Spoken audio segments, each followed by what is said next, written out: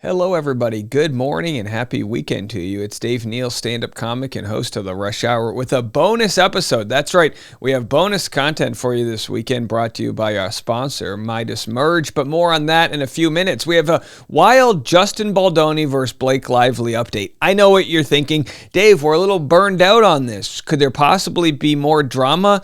There is so much drama, which might all exist around the text messages, the information that Blake may have shared with her bestie, Taylor Swift. This information could be the end of Blake Lively. It could be a nothing burger, but it could be the end of Blake Lively as far as this case is concerned. So Blake Lively baits Taylor Swift. Okay, come on. Blake Lively, sure, she's an actor, but she's not the biggest one in the world. But Taylor Swift is a pop star. She doesn't just want her cell phone messages going out there. We've already shared sources that have revealed from Taylor's father that she wants to work with Justin Baldoni. She doesn't want to be dragged around. She doesn't want to be one of Khaleesi's dragons. So Blake moves to block Justin Baldoni from obtaining Taylor Swift communications. I'm going to share that letter that was sent to the judge in its entirety. So stick around for that. But now we have information that just came out literally minutes ago from a source. Taylor Swift has ditched Blake Lively. We knew that. With no way back for friendship, sources say she will be furious. She will forever be furious, which, by the way, sounds like it might be the next album from Taylor Swift. Furious by Taylor Swift. Wouldn't that be nice? We get her in her goth phase. She just shops at Hot Topic, a lot of eyeliner and maybe Jinko jeans. I don't know, a chain wallet. Let's go, Taylor Swift. Bring me back to my 90s. Bring me back to that mall era. Either way, I do have a clip. Whenever we talk Taylor Swift and Blake Lively, I'm going to play this clip. Yeah, I mean, it appears as though they're not getting back together. So Blake Lively specifically going through the court system makes people believe that she is no longer working with Taylor Swift. Now, we knew this, right? We knew, but sometimes we question ourselves, like, are we being gaslighted? Is this fan fiction? Maybe Taylor Swift is privately supporting Blake Lively. Doesn't seem to be the case. So I'm going to dive into this actual letter. I'm going to share a motion to have the judge recuse himself from this case, which is probably going to lead to a whole bunch of nothing. But also we have the formal letter from Blake Lively where she removes her emotional distress argument that she was making, which that was a win for Justin Baldoni when Blake Lively removed her emotional distress.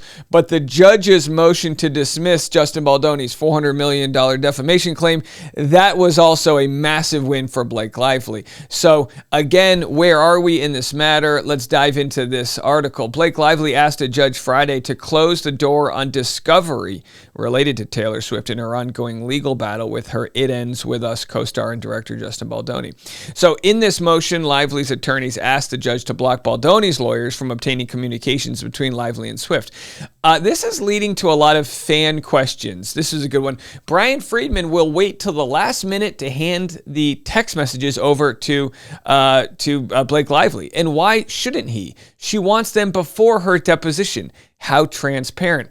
Oh, this will be interesting. This might be the only card Brian Friedman has at this point, like a real card. You know, Blake Lively made accusations that if there's no evidence to Justin Baldoni harassing her, you know, it's kind of like, well, he did that. You know, I still make my accusations. And because she made them through, the court system, he has no ability to sue her for defamation as the judge has dismissed that. So again, there's a ton to get into. Here's how it's going to break down. I'm going to read exactly what Blake Lively said in her court document. And I'm also going to share with you guys this Taylor Swift source. Stick around for that because I think it's interesting that Blake's like, I don't want these text messages coming out, and then the next second we have never getting back together source from Taylor Swift that says, oh yeah, you don't really get to say that. So again, this whole weekend episode is brought to you thanks to a special sponsor. So let's have a quick word from the sponsor, and then we're going to get to this letter right after that. Today's podcast is sponsored by Midas Merge. Join me as we dive into the adorable world of Midas Merge as we nurture and discover the cutest creatures imaginable. Hatch and evolve them by merging items. Be among the first 100 to install via my link or QR code and receive a Mox Fox Level 1. This ultra cute creature boosts your garden progress and will be personalized with my name. Don't miss out and download now. In the world of Midas Merge, you have to team up with King Midas and Queen Leah to revive the Gardens of Gold, which are under the shadow of Nyx, the goddess of night. Unravel Nyx's mystery as you merge Sunburst to brighten the garden and free its adorable inhabitants. Midas Merge is completely free to download, which I have a link in the description, or you can scan this QR code right here. It'll take you right to the game. And listen, there's no Wi-Fi needed to play, which is fantastic if you're in a no internet zone. So get your merge on today. Let me know which creatures you like the best. Now back to the show. All right, right before we get to the letter from Blake Lively, here is a motion for recusal of Judge Louis Lehman from Brett McDowell. Who's Brett McDowell? He was the former body double and stand-in for Ryan Reynolds. And again, this may be a massive nothing burger. Some folks are saying the judge might not even read this. He's got really no party to the case, but his wife made this statement, I think it was like 5 months ago. So they've been involved, at least on the PR front, saying they don't like what's going on there. My husband and I started speaking out about him publicly starting in 2021. There appears to be a consistent pattern in Ryan Reynolds' work. It seems like elements from his projects are inspired by real-life events and relationships, from mentions of Hugh Jackman's real-life experiences in the movie Deadpool to Justin Baldoni's public accusation that Nice Pool from Deadpool and Wolverine was based on him. There's a pattern of blending fiction with reality. And look, art mimics life, right? So people do borrow from things, but they've made this case that they've kind of ripped off their family story. So no surprise there that there may be an axe to grind, as it were, from Brett McDowell. Now, again, does he have the power to get the judge recused? No. And will the judge be recused? My guess is not going to happen. Even though people have put forth evidence of the judge's brother working with Blake Lively on commercials, because the judge's brother's in, he's a director. But the truth is people have families, they have lives, and when you look into people, they're kind of connected, especially when you all exist on a certain socioeconomic level. That's just the truth. But again, there is some smoke there. Okay, so I'm also going to share with you guys, speaking of this accusation by Brett McDowell and his wife of Ryan Reynolds sort of co-opting their life and using them, I'm going to share what the source from Taylor Swift has to say about Blake Lively making phone calls on set to Taylor Swift and keeping Taylor Swift on speakerphone to let other people know she was talking to Taylor Swift. We'll save that in a minute, but big news, the stipulation of partial dismissal with prejudice is officially logged. This shows that Blake Lively withdraws and dismisses the 10th cause of action, her intentional infliction of emotional distress, and the 11th cause of action, negligent infliction of emotional distress. This because she doesn't want to open up to whatever discovery there is based on her mental health issues, because she would have to prove the harm that was caused from the emotional distress. All right, here is their letter to Judge Lehman, which is trying to get them to leave Taylor Swift alone. Blake Lively wants Taylor Swift on speakerphone when she needs her, but now in the courtroom she's saying, no, we don't need to see these text messages. And folks have said it could be that Blake Lively spoiled her own evidence. It could be that Blake Lively deleted her correspondence with Taylor Swift and that she doesn't even know it exists out there. You know how it is. You rattle off text messages with your friends. You have no idea what you've actually said. Is there a line where Blake Lively says, I'm going to take this film from him because he's a jerk, I'm going to accuse him of these things? I mean, if that exists, case is over. My guess is we don't have anything that blatant. That's my guess, but we'll have to see. It could be that, Brian Friedman waits till the last possible second to possibly drop the hammer on what he actually has. I don't see that twinkle in his eyes. I don't see that I've got the final ace up my sleeve, as it were, but hey, maybe that's the charm of Brian Friedman. What do I know? So anyway, let's just read this. Blake Lively respectfully submits this letter motion for a protective order regarding the Wayfair parties' continuing demands for Miss Lively's communication with Taylor Swift, made again yesterday, which they have pursued. At the same time, they have refused to produce to Miss Lively the documents they publicly claim to have received as part of a deal to withdraw their subpoenas to Miss Swift and her counsel. Now, those public documents are the ones where it's believed that Taylor Swift's father shared evidence that Blake Lively was trying to extort Taylor Swift into going public, as in saying, go public with your support for me, or I'm going to release all these text messages about us. Good cause exists for this request because it has been the Wayfair Party's tactic since August of 2024 to make Miss Swift and her fan base central to their media strategy against Miss Lively, which they documented in both their communications and scenario planning document. Miss Swift is not central to Miss Lively's claims, unlike dozens of other witnesses.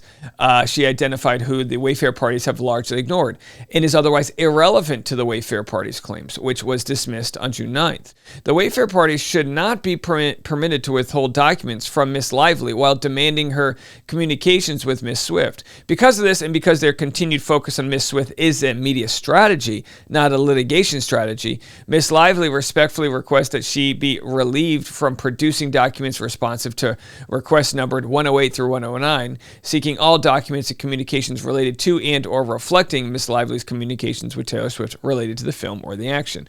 All right, so it really comes down to this.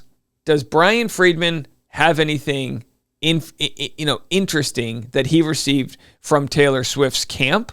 And if so, he's going to have to share that discovery. That's how the court system works, right? If you get information, you have to share it with the other side. You can't just surprise them on the day of court. But, and again, maybe there's some lawyers who can help me out with this. How long can Brian Friedman hold on to this to try to get Blake Lively in a lie? Because he said he's deposing Blake Lively this week. So say he's deposing Blake Lively, and he's got a couple good text messages. Maybe he doesn't have the whole thing, Maybe Taylor Swift says, look, I'm not trying to share everything with her. I'm not trying to share the, the nudes from Travis Kelce or whatever the hell, whatever these ladies are doing at brunch. I don't know, ladies, you out there chatting around, sharing your man's things. I don't know what's going on. Maybe she doesn't want to do that, but maybe she's got a couple quotes that says, Taylor, you better support me or I'm going to share it all and it's not going to make you look good. Who knows?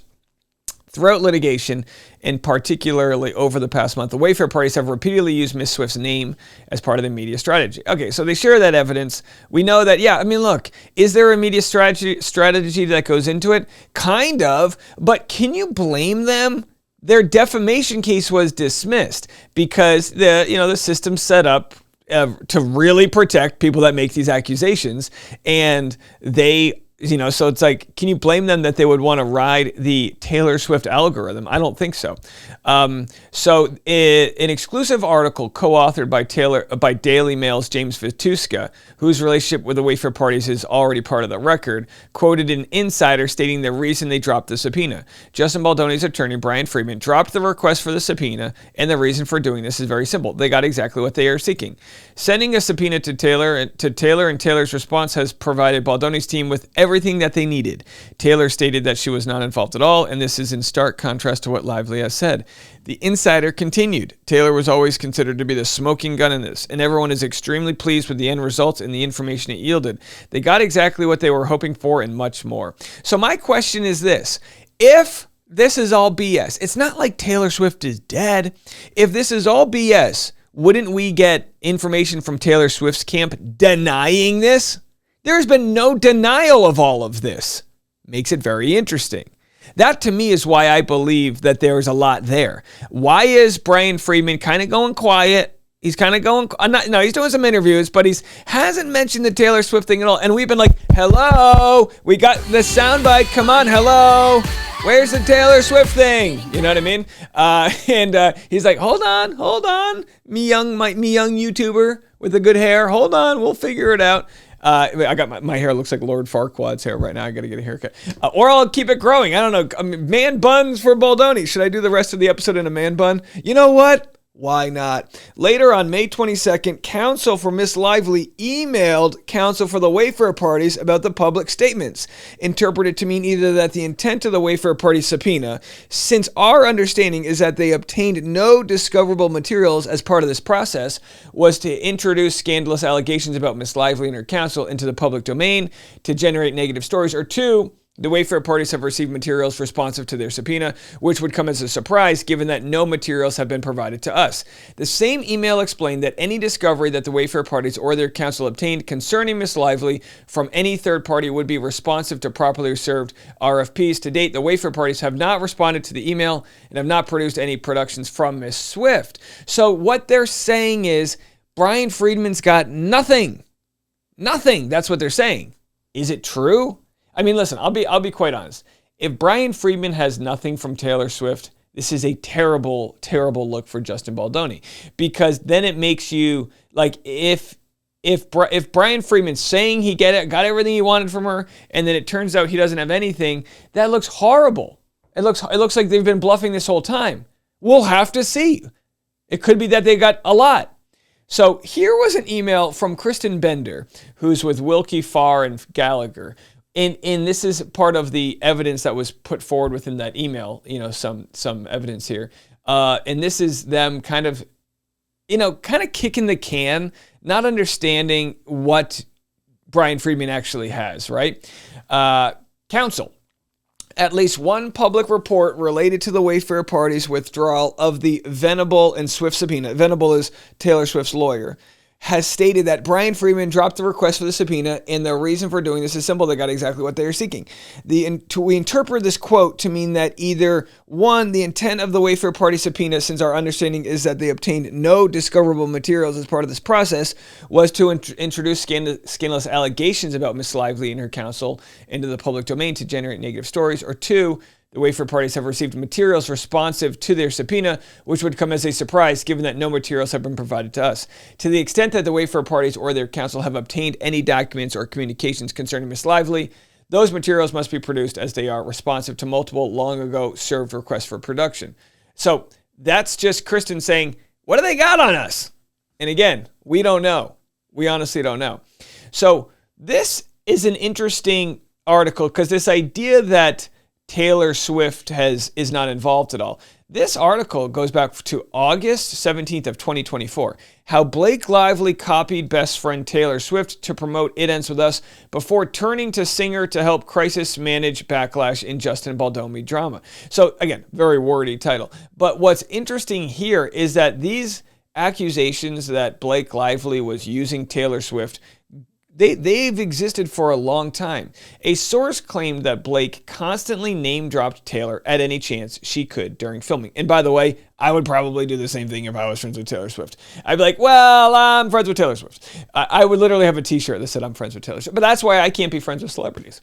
She would call her on speaker and make sure that everyone knew she was talking to Taylor. They also said it was the cruel summer songstress who advised Blake and her husband Ryan to release movies at the same time. So again, lots of mention of Taylor. They provided the evidence of Blake Lively in a bunch of interviews mentioning Taylor. So Blake was riding Taylor's coattails. Now Blake's upset that there is a negative buzz surrounding her because of Taylor Swift. It's like, you can't have it both ways. You're friends with a celebrity. This stuff's coming out. So here's the article from today. Okay. This is the article hot off the press minutes ago. Taylor Swift has ditched Blake Lively with no way back for friendship, sources say. She will forever be furious. She will forever be furious. Right?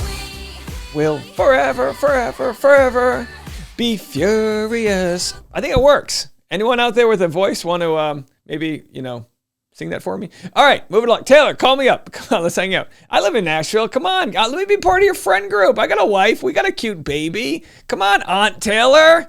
Taylor Swift and Blake Lively's friendship may never, ever get back together. Oh, look. Oh, my gosh. I didn't even realize that they were going to make the same joke. Okay, I guess I'm not the only smarty out there. The pop superstar and ex-Gossip Girl actress were super close, confidence, until Swift was dragged into Justin Baldoni's $400 million lawsuit.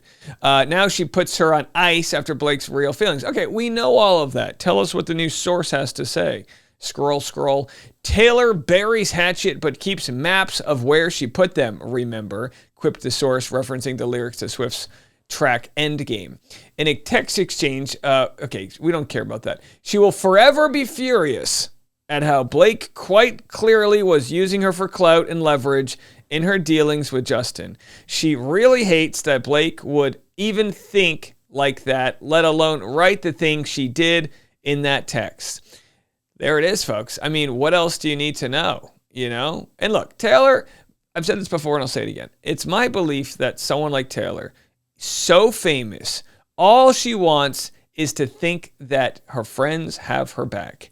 And she's spent the majority of her life, literally, she's been famous for longer than she's not, trying to suss people out, trying to see who's going to defend her, who's going to fight for her. Because when you're a celebrity like that, it's a lecherous world. You got that sweet, sweet celebrity blood everyone wants to suck out of you.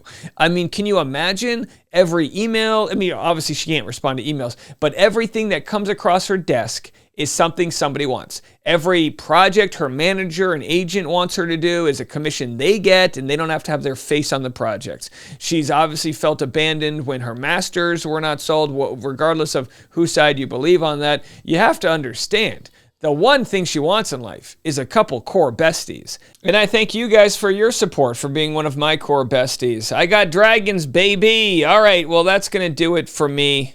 I hope you guys have a fantastic weekend. Thanks again to Midas Merge, our sponsor of the day. To get a hold of that game, go click the link in the description in the pinned comment section or scan this QR code right here. Have a good one.